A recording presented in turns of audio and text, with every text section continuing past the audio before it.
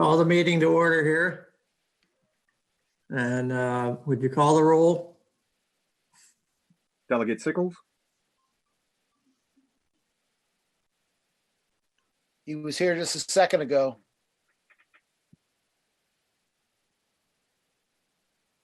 Senator Hanger, Here. Senator Howell, Here. Senator Deeds, Here.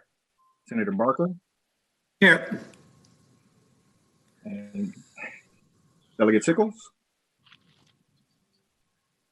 Where'd he go? We have a quorum. Sorry. There we go. There he is. All right. I'm here. I'm just All getting right. pen and paper.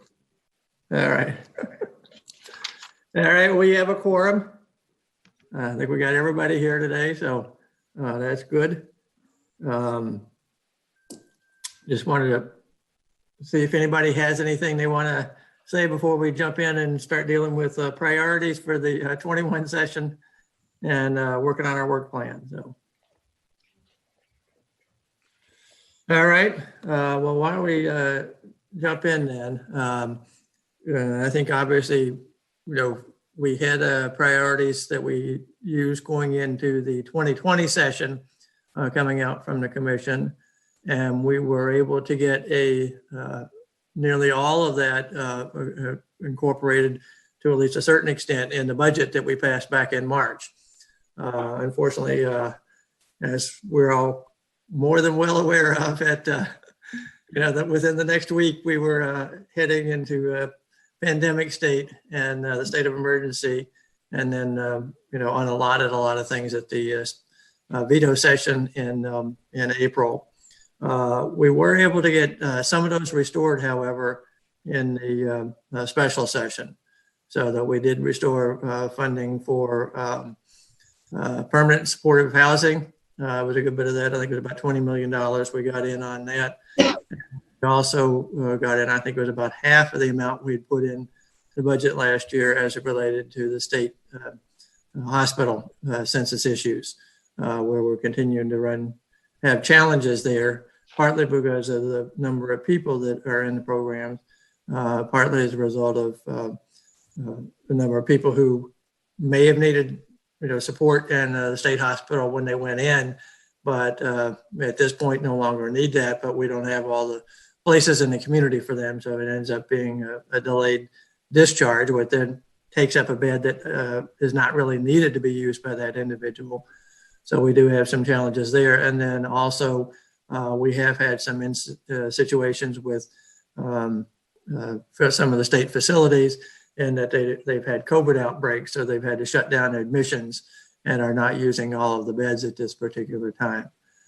So there are a number of those types of things that we have been dealing with during the year here, and sort of comes and goes depending upon sort of how bad some of the COVID outbreaks are there. So that's going to be something hopefully that we will get resolved once we have widespread use of a vaccine and are able to sort of head off some of the at least certainly dramatically reduce the number of incidents of new cases of COVID-19 in Virginia. Hopefully by the time it's going to be clearly a rough winter with December, January, and February likely to have fairly high numbers of new cases and a lot of issues in terms of being able to find places for everybody and make sure that everybody gets taken care of. We will gradually be phasing in, obviously, the vaccine. And hopefully by the time we get to somewhere around March or so, we'll be able to dramatically reduce some of those issues there. So hopefully that won't be a long-term thing that we'll have to be dealing with there. There were, however, although we did get some things restored in the budget as it relates to our issues coming out of last year, as it relates to mental health services, there was other things that we did not get fully restored. And that includes a lot of the things related to STEP Virginia and those types of things. So I wanted to see where what information we have and where everybody is on everything there. Do people have any comments or thoughts or observations on that? Well, George Sickles Sure. here, just as a general matter, being updated, from the various agencies on how they're doing with the money that we just gave them would be helpful. But since we're going to go back in and we're getting another budget here in a week or so, Right. and to be able to evaluate what we just did with what's in this budget, I'm really curious about that. Taking the next step, making sure that our agencies can actually perform with the money we give them. I mean, obviously, there's a huge need in the areas you just discussed. Yep. But government only has so much capacity to implement so much at a time, right? So getting that balance right, I think, is important. That's what I'm interested in. I would like to push them. I'd like to have more, in there to push them to get it done, but not too much that people fail. Because getting to community services is partly financial and partly, trying to figure out where to do it, and the NIMBY problems and many other things. Just government getting this facilities built or securing housing. Okay. Bree, do you want to jump in there?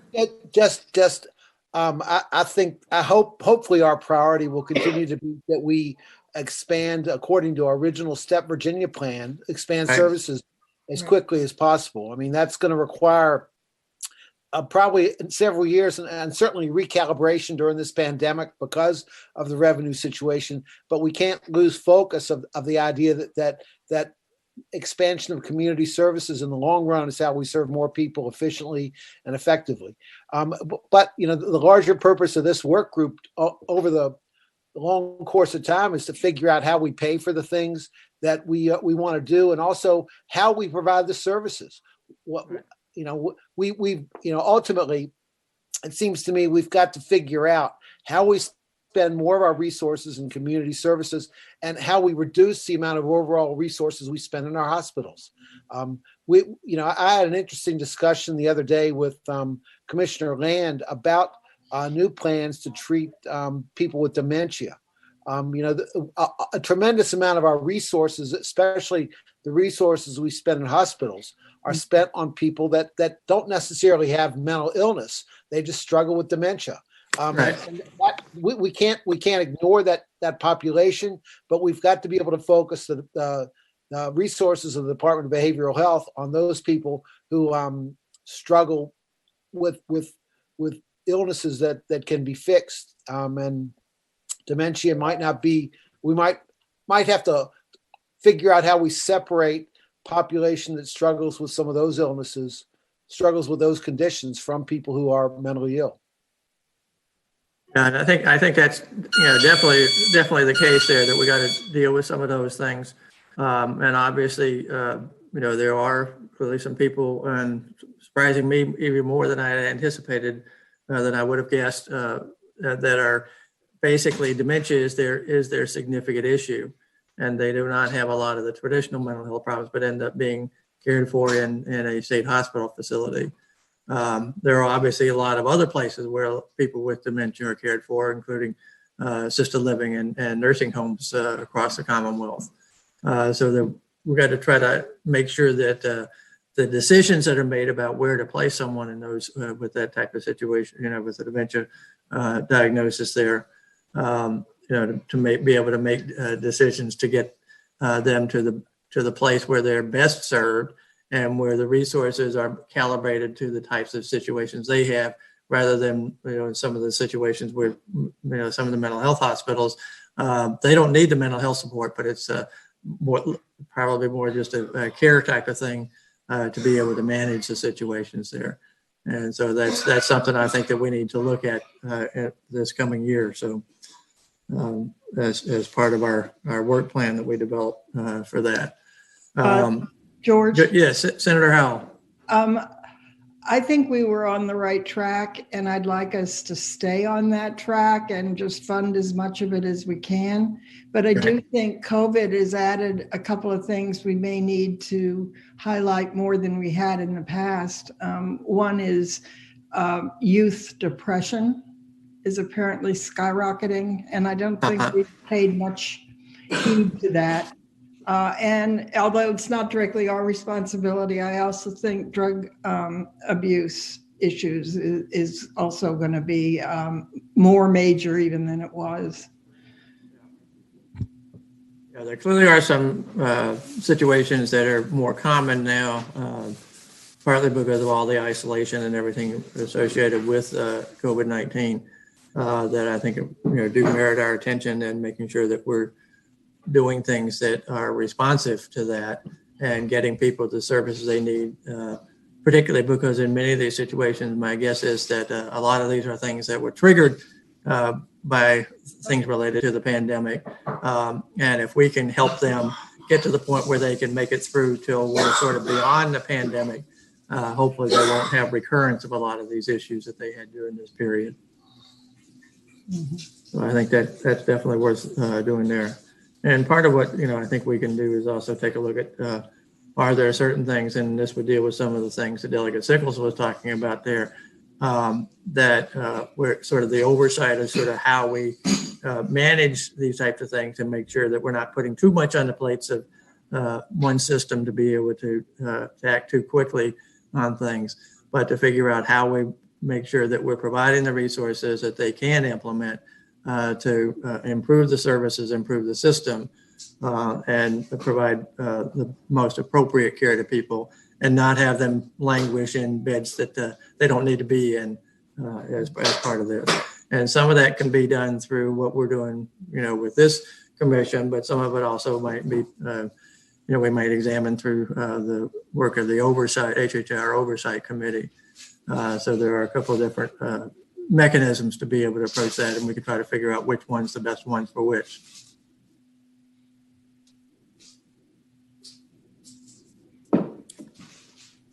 All right. In terms of what Senator Howe was just talking about there, we did restore some of the funding, as I talked about earlier, during the special session, on what we had proposed last year, and that was incorporated in the budget for the biennium that was adopted back in March. And I guess so. What Senator Howe is suggesting is that we take the items that got unallotted and did not get restored, and sort of put them as our top priority moving forward with what we try to do in the budget in January and February coming up there. Anybody else have any thoughts or comments on that? George, this is Emmett. I concur. I think we were on a good trajectory with where we were at. And I had a couple thoughts on that. Like, as an example, the pilot programs, we restored some of that for pilot programs, but I think that's an important area for us to refocus and maybe put some additional funding in, particularly if we're looking at jail diversion programs, geriatric and the dementia issues, like that. If we were to develop pilot programs for that, might be a good way to address those issues in terms of removing them from our typical census and treating that population more appropriately. The other thought I had, just in general, and you may get to this later, but I'll throw it out there now, is that I don't think we want to overly broaden the responsibilities that the CSBs have. And in that, I believe we really need to look at STEP Virginia and perhaps merging our new initiative with the Marcus alert system more adequately into the STEP Virginia effort, so that we have a focus rather than adding an additional thing for the CSBs to do or law enforcement to do, which may dilute our focus. So that's, and then the substance abuse. Yeah, I think that's critical that we focus on that. Years ago, I spent a couple years with Sarah leading the effort as far as staffing on substance abuse. And we got to a point where we were really going to do some stuff. And then you know how it is with studies. The study ended and we put it on the shelf, and then we didn't follow up adequately. But I think that's an area ripe for revisiting. And, just for disclosure, I'm not a fan of dealing with people who are charged for inappropriate behavior by making that inappropriate behavior appropriate. If you get my drift, marijuana is an example. All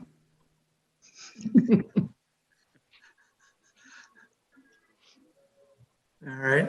Anybody else have any thoughts along that line?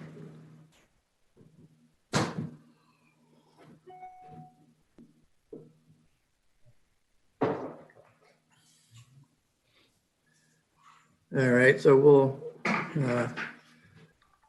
is everybody supportive of what Senator Hanger's talking about there? So with the pilot programs, restoring some of what we'd put in the budget on originally on that, and then potentially adding something to that to be able to make them more comprehensive, or at least get more people into some pilot programs there.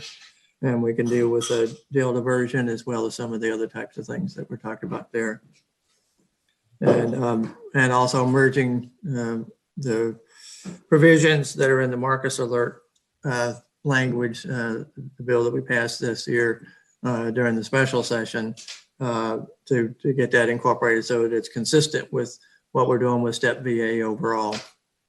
That makes perfect sense to me, Mr. Chair. I've heard from several CSBs in the area that I represent, and they are concerned about the additional role they're going to have to play in the Marcus Alert system. You know, I think that Marcus Alert either needs to be molded into what our emergency response plan, or we need to mold our plan into the Marcus Alert. I think we ought to take a look at that and see if additional changes need to be made legislatively to make them fit together. Okay.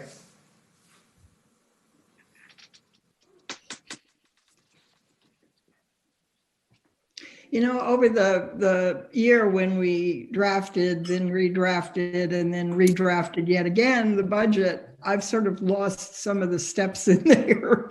And what would be really helpful to me would be some sort of a chart. It's exactly where we are right now on what you're nodding great. Okay.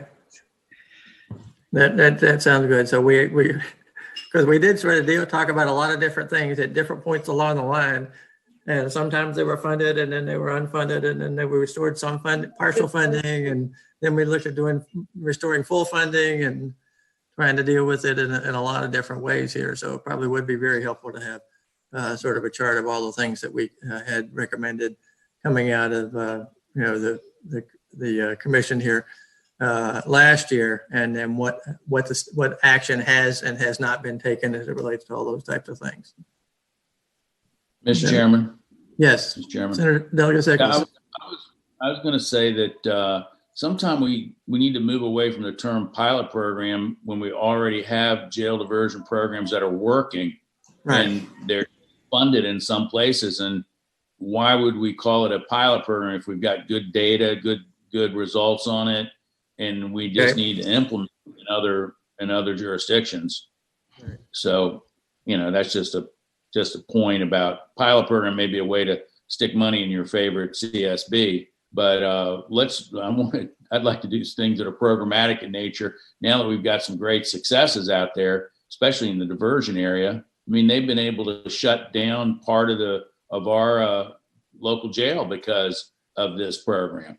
It's There's been a major program in Fairfax County that's been called Diversion First that has directed a lot of people who previously would have been taken to jail into the CSB system. And, we do have extensive services. Part of it is the size of the population we're dealing with in Fairfax County, over about 1.2 million people.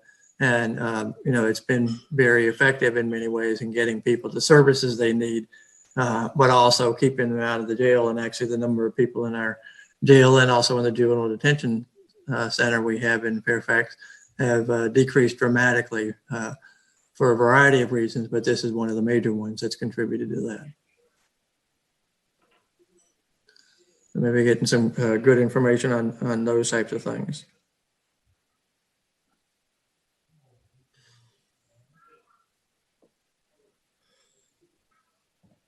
All right. Are there other comments or thoughts along that line?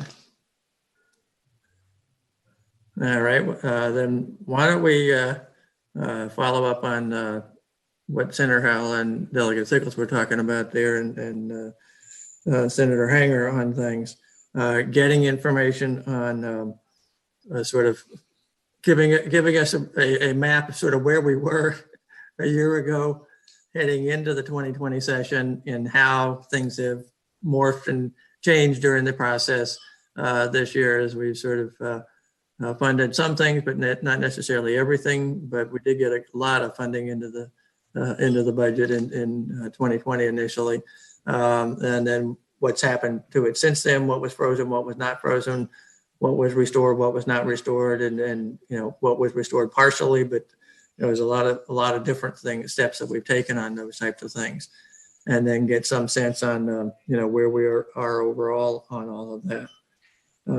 So that would be good, and we could pay attention to some of the things like some of the jail diversion programs with the action and collaboration, with some jails and mental health systems in terms of treatment for people who are in jail, as well as diverting some people from going to jail in the first place, and then also looking at how we can combine the market, sort of merge our regular emergency services system with the Marcus Alert system, which also would clearly deal with a lot of the issues related to the jail diversion generally.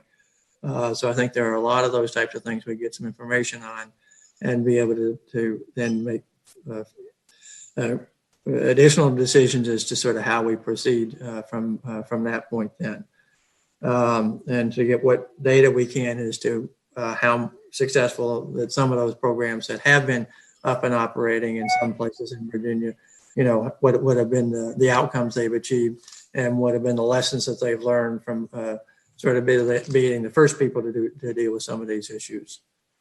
And then looking at also at a couple of the emerging things that we've encountered here, the youth depression that was talked about here.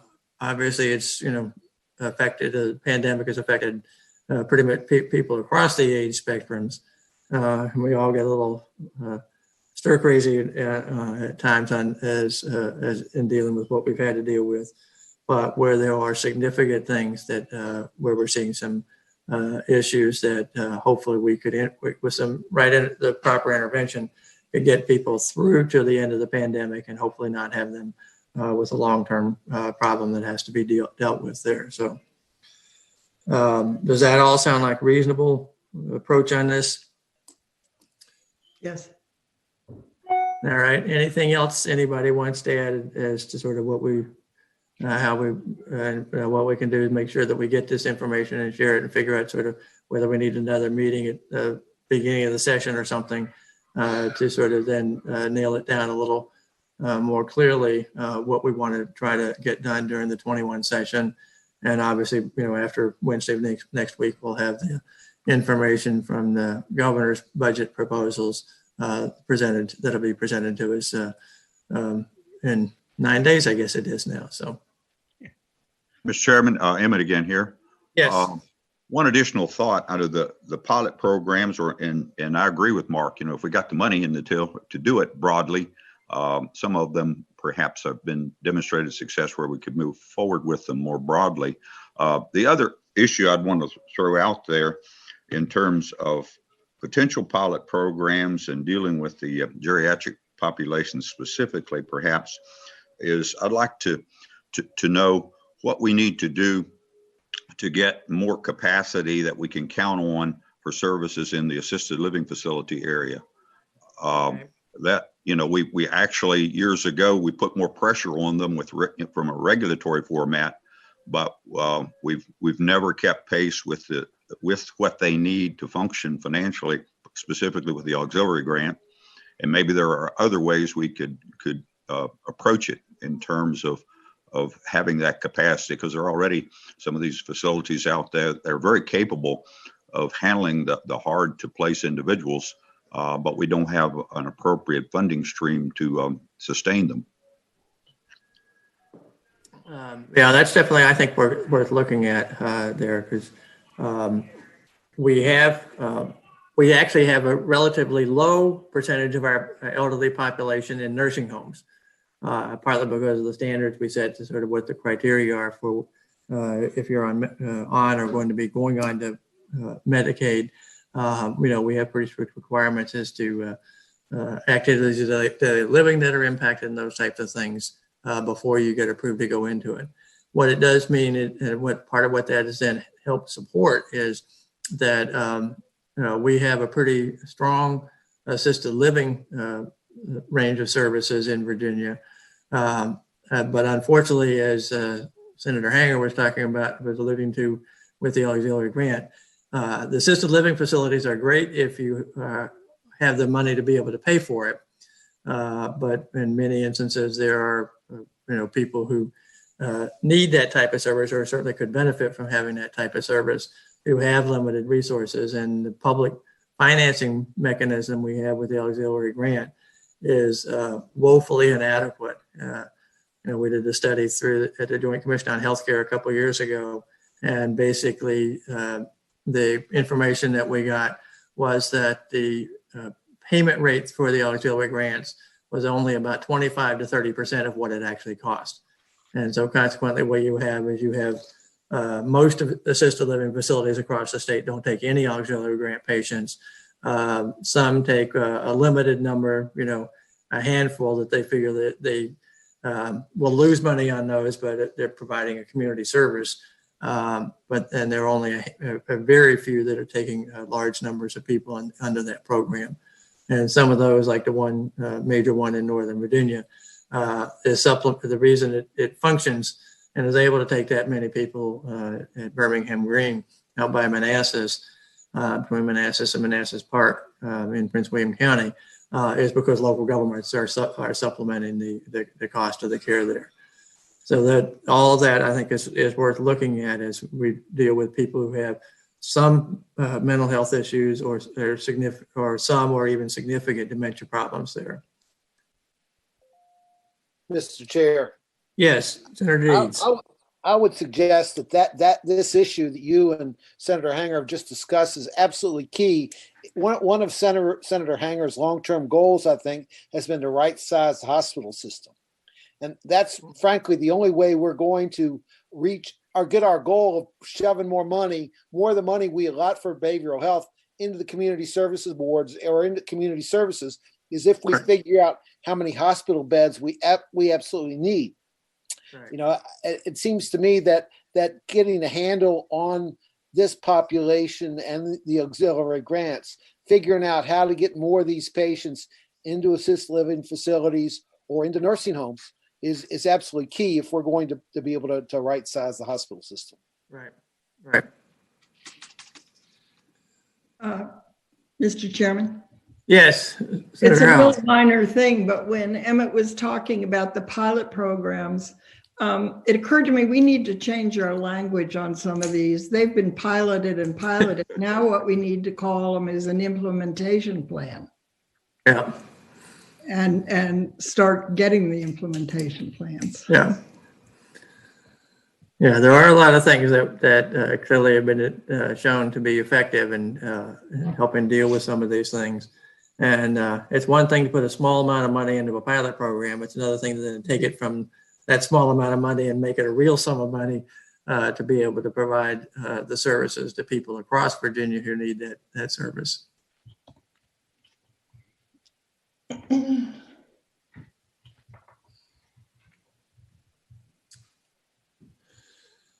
All right. Are there other thoughts or observations or questions people have?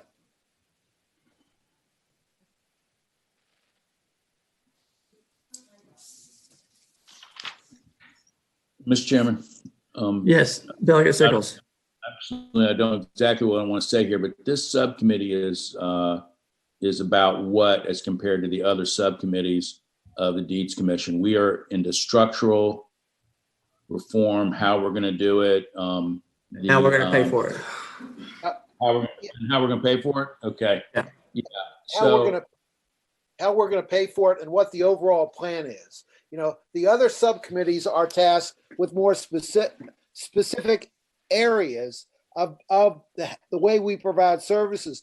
But this subcommittee is kind of the overarching, the vision developing, overarching subcommittee to say what our system should look like and how we should pay for it.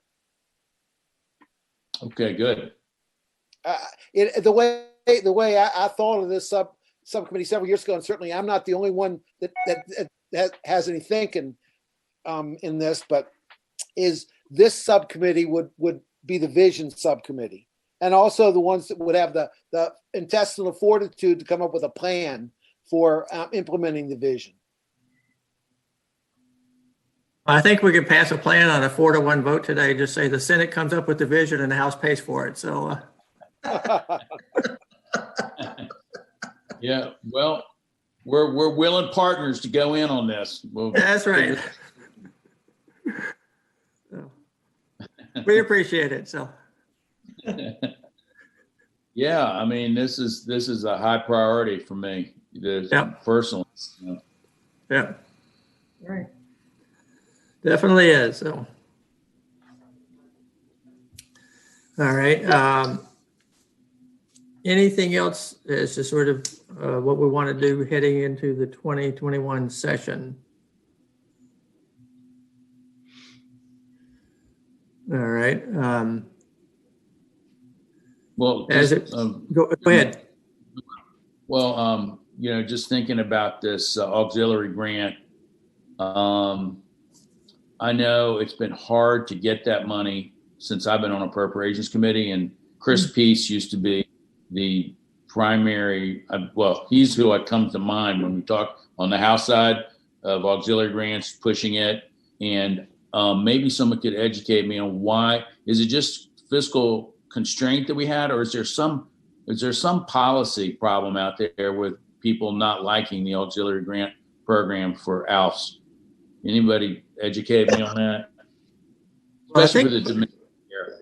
I think part of what's driven some of it has been the fact that you have the way a lot of these facilities developed. A lot of them were basically, particularly in some of the less populated areas, were just a large house that was then used to place a lot of people, and there were not a lot of necessarily services provided. It was more of just sort of someone there to be able to monitor and make sure that they didn't wander out of the house and out off the property type of thing.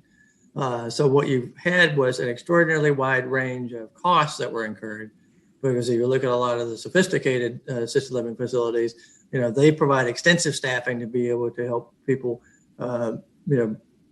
be as productive and manage their own affairs as best they can, but with appropriate supports. Whereas some of the others were more just sort of very custodial and just sort of taking care of meals and those types of things for people. And so there was a resistance to sort of having one, there's never been a cost mechanism to have other than one payment rate for auxiliary grant, under the auxiliary grant program. And you didn't want to take a facility that had a cost of $2,000 a month and give them $5,000 because other facilities it cost $5,000 for the services they provide. Interesting. Mr. Chairman? Yes, Senator Howell. I'm glad Delegate Sickles brought that up, because I've found myself confused about it also over the years. And it might be good for us to get a real briefing on the auxiliary grant program. My thought always was, and I could be completely wrong, that a big part of the problem was it was partially locally funded.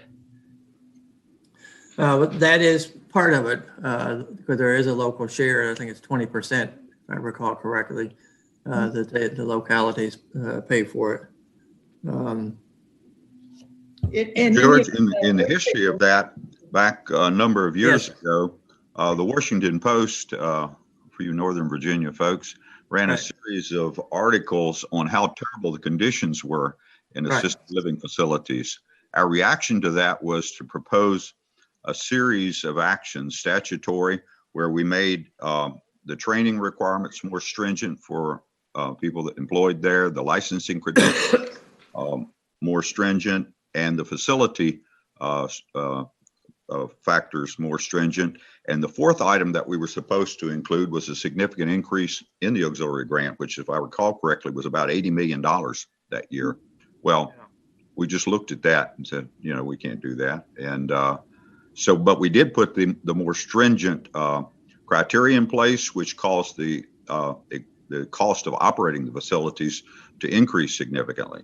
So I think it is right for us to look at again, from, as Janet was suggesting there, from how it's funded through the auxiliary grant and what our commitment to that funding model is. Well, unfortunately, part of what happens in some of these situations, and it's clearly been at least part of the issue here, is as long as we don't put money into the rates that we're paying these facilities under the auxiliary grant program, they then can't provide the services and meet all the requirements and provision of things that make sense. So therefore, the Washington Post can do an article and say they're not doing what they should be doing. And so therefore, we don't put in money because, they're not doing what they should be doing. And so it becomes somewhat circuitous there too, that we never get out of that trap. And eventually, at some point, we're going to have to do it. So maybe now's the time to see if we can pull that rabbit out of the hat here. So.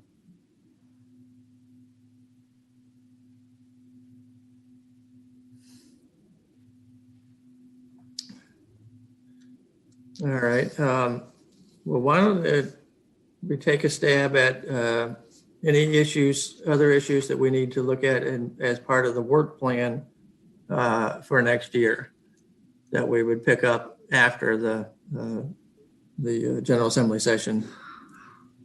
We can deal with the type of briefing on the auxiliary grant program there that Senator Howell was talking about, and getting a lot of information for that. We can talk about dealing with the dementia issue and figuring out how we move forward on that aspect, since that's obviously a significant point of decisions that are made as to where to put somebody who has some significant dementia. We can deal with the some of the issues related to diversion and which people need to be in jail and which people need to be in a mental health treatment situation, so that we can figure out do that, and we can deal with the merging. How do we merge the Marcus alert system process that's now been sort of set up with the legislation this year and the emergency services that we already have and that are developing in other places as well.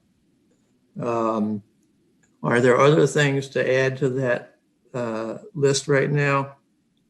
George, I saw Sarah hold her hand up a while ago. She might have something important for us to hear. All right. Sarah. Senator Barker, I was at that point just going to sort of run through what we talked about and make sure I knew what we needed for our next meeting and what you needed moving forward.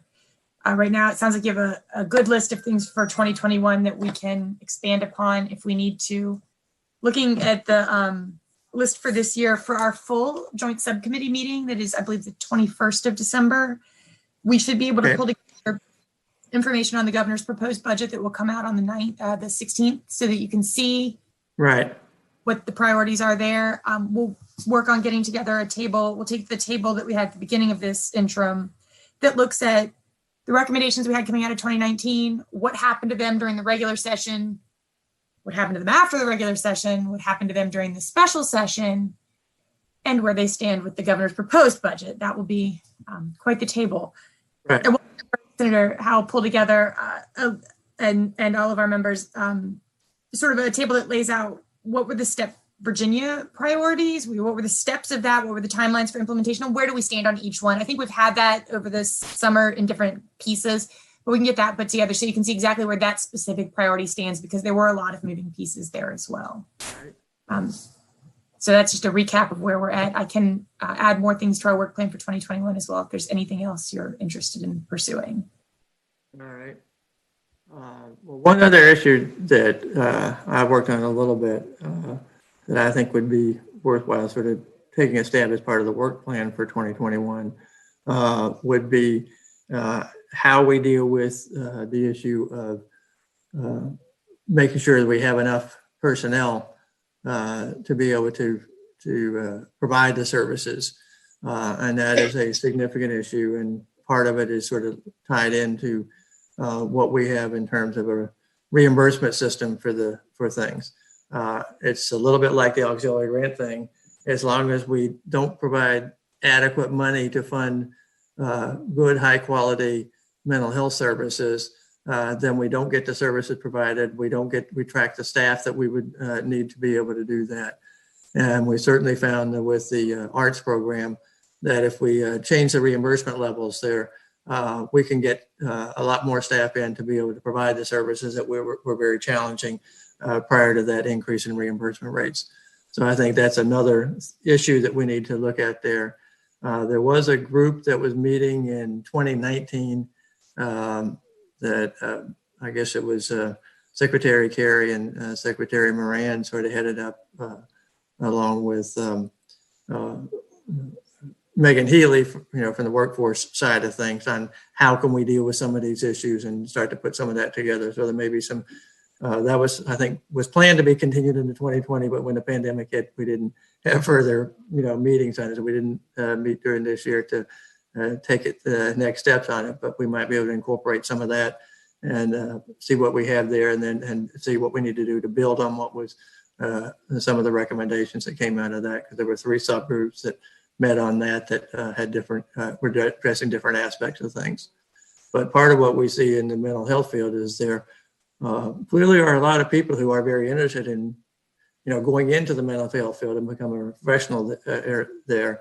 However, the retention rate is a significant issue, that there are a lot of people who after a few years of less income than what they might be able to make doing something else, and frustrations with the system sometimes because there aren't enough people to be able to provide services as best as possible, that they drop out of that and move into a different career. And we need, and part of that, it goes really can be traced back to some extent just to the reimbursement system that's inadequate there. I mean, if you look at all the hospitals and everything around the state, they all make substantial amounts of money out of, limited services, surgery and imaging and those kind of things. And pretty much everybody loses money on the mental health side of things that's providing those services. And so it becomes difficult there to be able to link the two together in a productive way.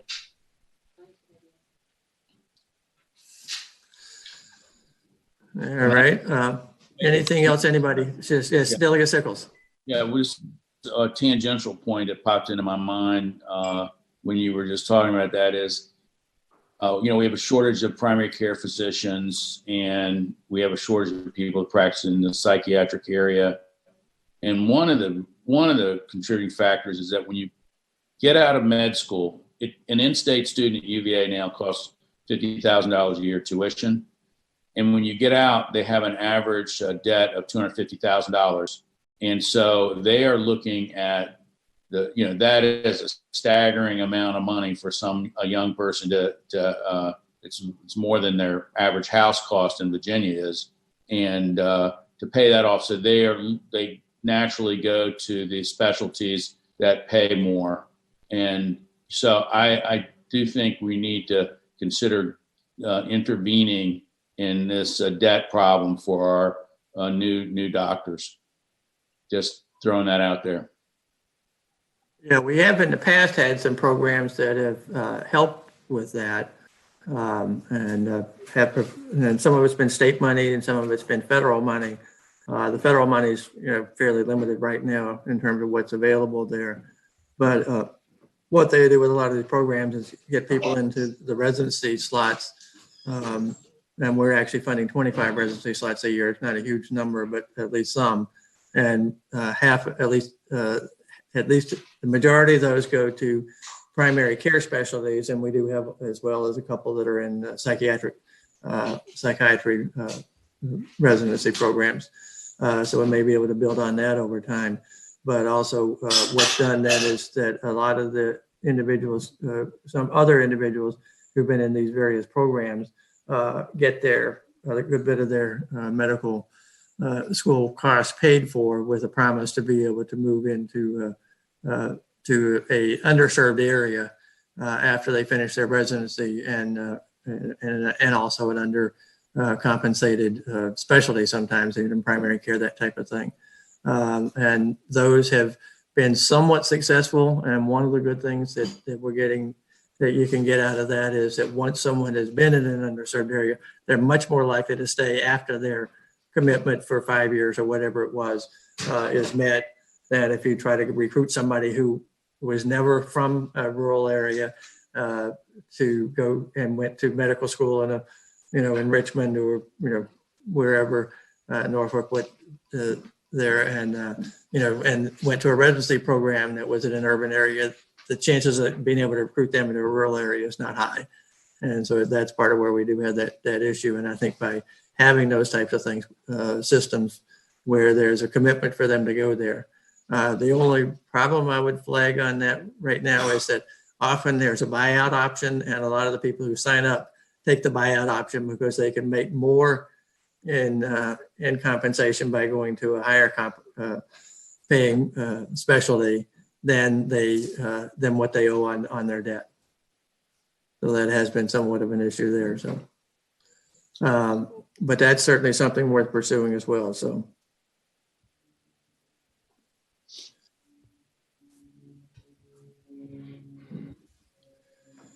Any other thoughts or comments on that?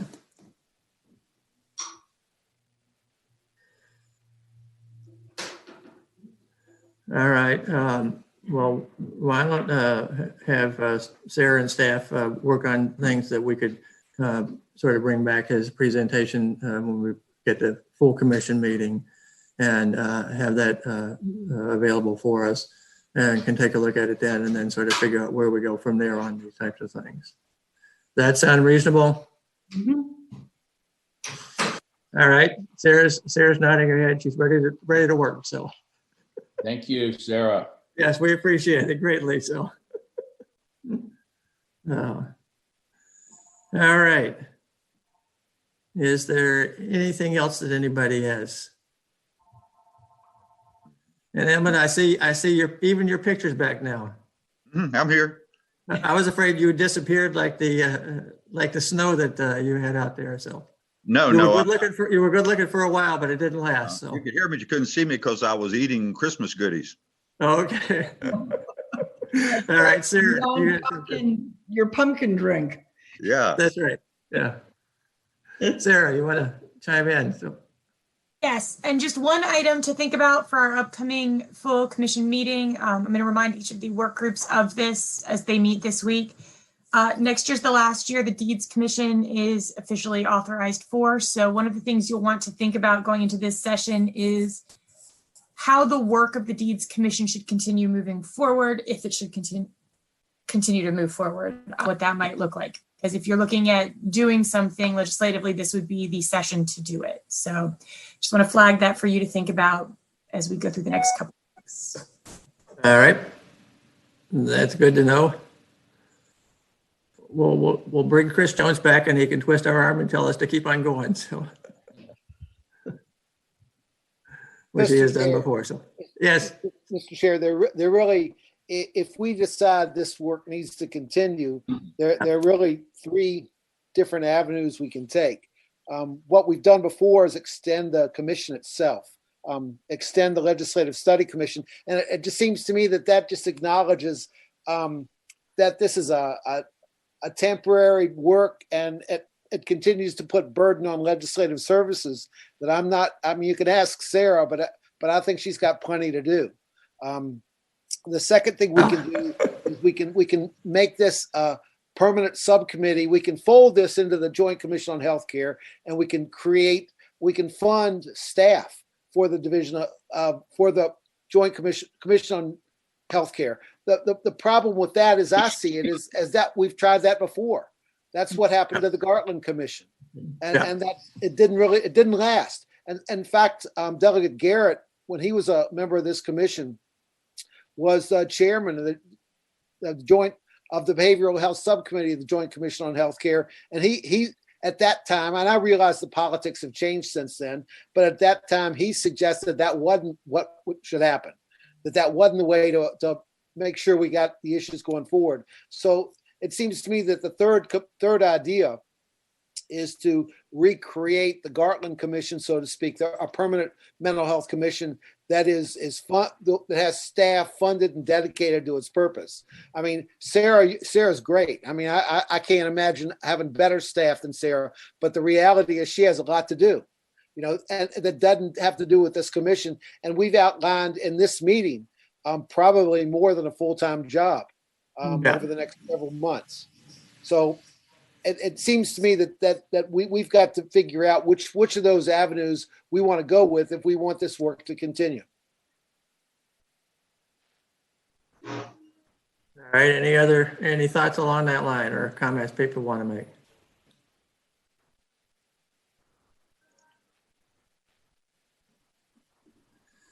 All right. Well, we'll discuss that then at the full commission, I guess, and figure out how we can keep Sarah occupied here. So we've been successful thus far.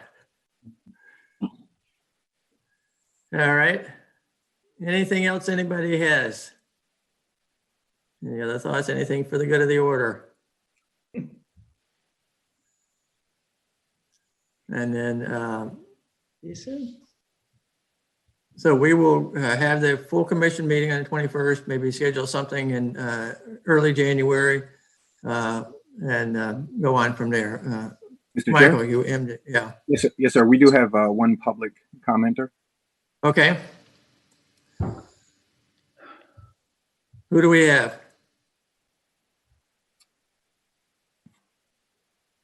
We have Bruce Cruiser. Okay. Mary Ann's going to let them in. There we go. All right, Mr. Cruiser, welcome and love to hear from you. Well, thank you, Senator Barker and members of the commission. Yeah, I'm Bruce Cruiser, the Executive Director with Mental Health America, Virginia. And first of all, I just want to thank you all for what you're doing and to keep this issue front and center and fully support the priorities that you all just went through. My main concern is that there be coordination between all the efforts. And it seems like that this seems to be a priority of this work group as well.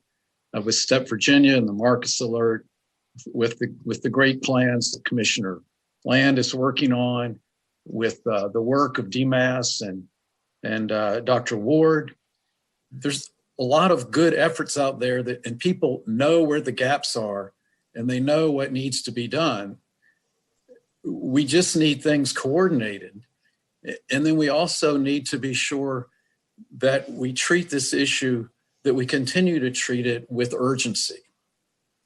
Urgency and humility, because there's always answers that other people have that maybe we haven't thought of. And but I really support what you're doing. The need, we've seen the need. Of course, you know the need in the hospitals and in the ERs and what people are seeing at the community services boards. We're seeing the need out in the community, particularly obviously since the pandemic hit. But for example, our warm line for mental health support, the calls have increased 140% over this time last year. We've had people who never thought they had a mental health problem calling because they're concerned about what's going on. They don't feel right. They're anxious. They're fearful. And National Mental Health America has a free screening tool. People can go online and take screenings to see if they might have a mental health issue. Well, the Virginians who've taken that tool, we had 10,000 people in Virginia in the last quarter, which was a 10-fold increase over the number of people who took that same screening tool a year ago. A lot of people are worried and concerned. And then finally, you know, our national does this state of mental health report every year where they rank the states in terms of their access to and quality mental health care. Virginia over time has gotten better overall. Where we still see big problems is that workforce issue. The last 5 years, Virginia's ranked 40th or 41st in terms of having access to a trained mental health workforce. So I support any of those efforts to maybe try to get that behavioral health loan repayment pilot back into play. and other innovative ideas that might get the workforce out there. Because no matter what kind of structure we have, we got to have people to work in it. So, but I thank you all again for what you're doing. And if there's any way that we can support your efforts, we're certainly willing to do that. Thank you. Thank you very much. Appreciate it. So, and look forward to making sure that you stay involved here in Virginia and help us figure out sort of how we can keep moving forward. I think we are going in the right direction. We just need to keep it up. So That's right. Thank you. all right. Anything else anybody wants to bring up today? All right. Is there a motion to adjourn? So move. Second.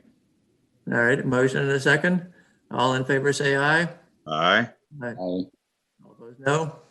All right. Well, thank you all very much. And we'll keep plowing ahead. So. Okay. Bye-bye.